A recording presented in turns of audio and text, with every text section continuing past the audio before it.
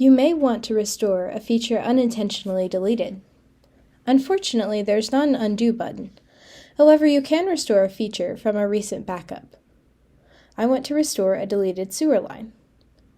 To restore a backup layer, I'm going to click on the Menu button and click on the Manage Backups button. Then I'm going to select my sewer lines and click on the most recent backup of it. Then click Restore.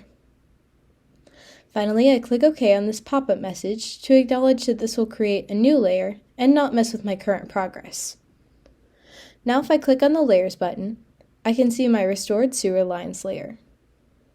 To copy the deleted feature from the restored layer, I'm going to click on the feature I deleted that is shown on the restored layer. Then I'm going to click on the Action menu and select Change Layer. Then I will select the original layer I want to restore the feature to in the Destination layer. In the Action menu, I'm going to select Copy, then click Copy down here.